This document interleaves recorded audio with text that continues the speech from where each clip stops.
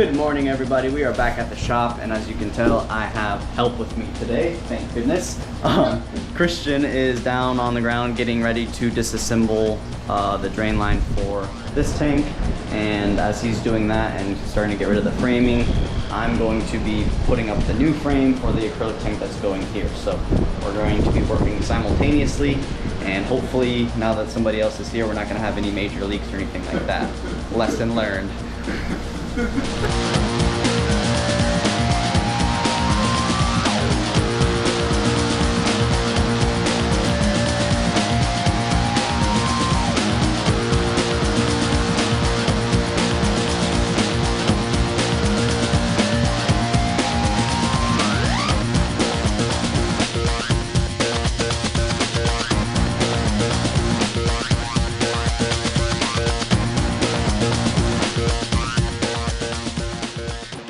Alright, so we spared you all of the time involved with gluing everything, but the tank is set. It's almost finished being plumbed.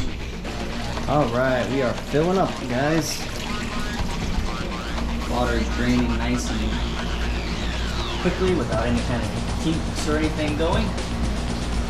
We just put the corals back in here, along with the shark egg, which looks like it's getting eaten by the freaking... Ooh, that's not good. Yeah. That guy was about to go to town on that shark egg. That's a sea cucumber. I'm gonna put him in a different tank now. And yeah, other than that, glad I saw that.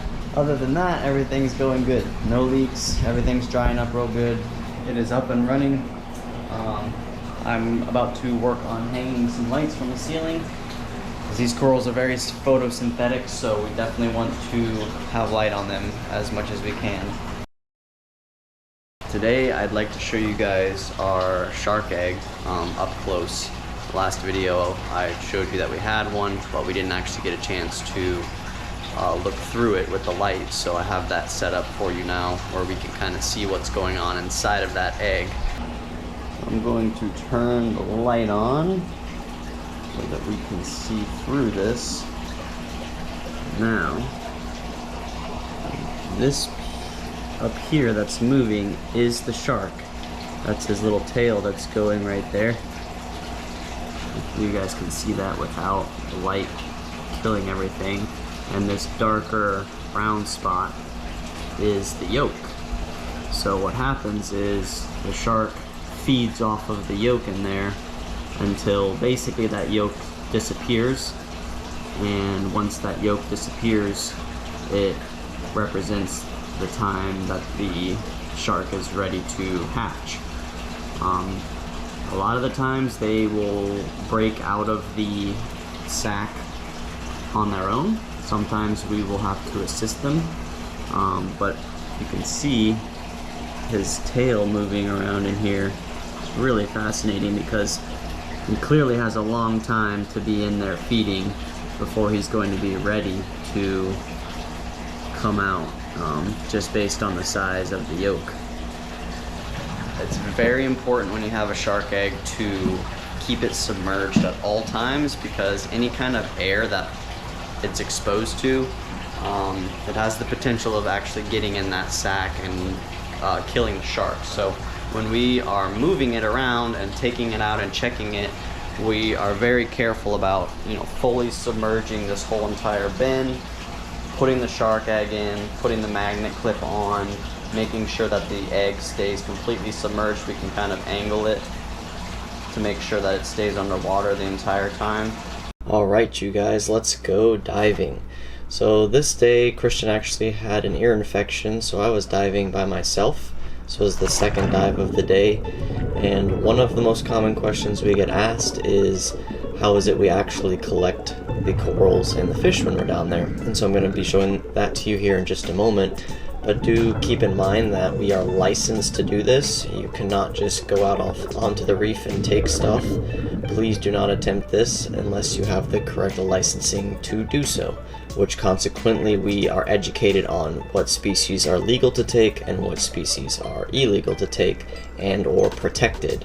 there's a specific size range that we are going for. Most commonly the sizes that would be used in the aquarium hobby, so nothing very large is what we want to collect. Once we find the species that we are going for, it is as simple as basically pulling a carrot out of the ground. It just pops right off just like that. We put it in our bag and on to the next. We commonly find 3 or 4 species at a time. That's a purple sea fan that you just saw me shake my finger at. That is a protected species. And what I'm grabbing onto right there is a purple gorgonian of some sort. I believe that's a frilly. But we'll go through the reef and find a few different species of corals to collect. Some of them do not necessarily want to come off the rocks. So in this instance, I'm pulling on this one. Pulled twice pretty hard and it didn't want to come, so I leave it alone because at that point you're going to risk damaging the coral trying to get it off, and we don't want to do that. These 2 corals were grown very close together, touching each other basically. I only wanted one of them because the other one we don't collect, and as you can tell I could very easily isolate just pulling one off and not affecting the one that was right beside it at all, so it's pretty controlled. When we collect fish, this is a puffer fish, we use what's called a drop net, and as you can see we've dropped the net over top of the rock that fish was in, and he's kind of wiggling around it and trying to get out, maybe getting a little agitated. As you can tell, he's swelling up. And this was funny because in this particular instance he found a hole. He found a hole in the net and swam out. Out of all the fish, the most pokey one found a hole and was able to get out. And as I'm chasing him around here, I realized looking through the footage that there was another one right there that I swam over, and he blended into the ground so well that I didn't even see him until I was looking at the footage. So I swam after this one for a little while. Pufferfish happen to be pretty slow and kind of unwise when they swim around. They're not the most coordinated fish, so usually you can catch them by hand, which is what I just did right there. Unfortunately, the camera was a little bit up, so you couldn't actually see me grab him, but you can see him go in the bag right there, and he is all puffed up and not happy about being caught.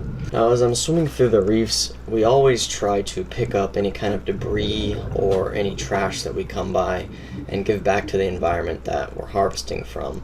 So at this particular reef, I saw this line that was tangled all throughout the corals and the rocks, and usually when we find these, you're somewhere in the middle of the line. In other words, you can't see the ends and they're hard to find, so it's really hard to untangle when you don't have an end. Unfortunately, I didn't have a knife with me right here, but I was able to actually find the end of the rope, thankfully. So I ended up untangling this monster of a rope from all of the rocks that I could, and it ended up being this massive ball of rope that I couldn't even swim to the surface with, and I ended up following it way out away from the boat until I was at the point where I was just like, this is gonna take me way far away. So I ended up having to swim back down the line towards the boat again, and what I ended up doing was just tying the rope to the anchor.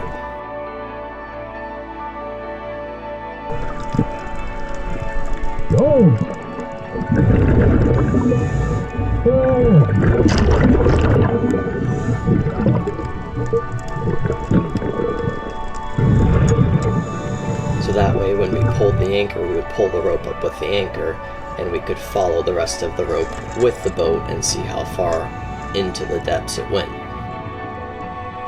When we're collecting, we try to be as least invasive as possible, and we do our best to clean up and help conserve the environment, because we love that environment, and obviously without it we wouldn't be able to do what we do.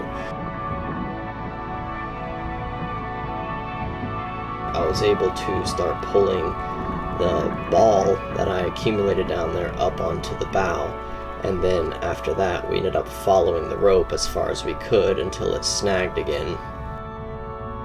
We were able to take the majority of it out, I'm pretty sure, so that's always a good feeling. Alright, we got it so it's at least straight down, so that's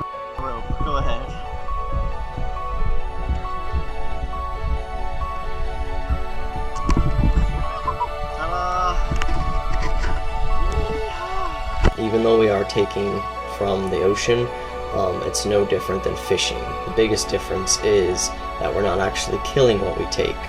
Everything that we take is going to be rehomed. It's going to live. It's going to thrive in the aquarium hobby. We practice not interacting with wildlife, sitting back and letting them do their natural thing while we're there. As you can tell, I'm very close to the sea turtle.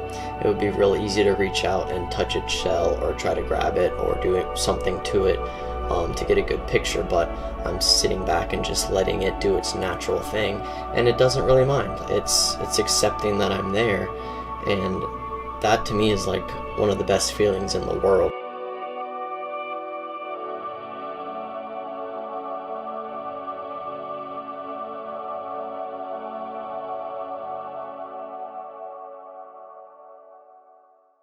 Thank you guys so much for watching, and I hope you guys enjoyed what you saw. I hope you enjoyed learning a little bit about what we do.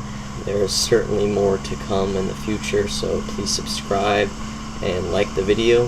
If you would like to leave any questions or comments, feel free to. We will answer them as soon as we can. But until then, we'll see you guys in the next video.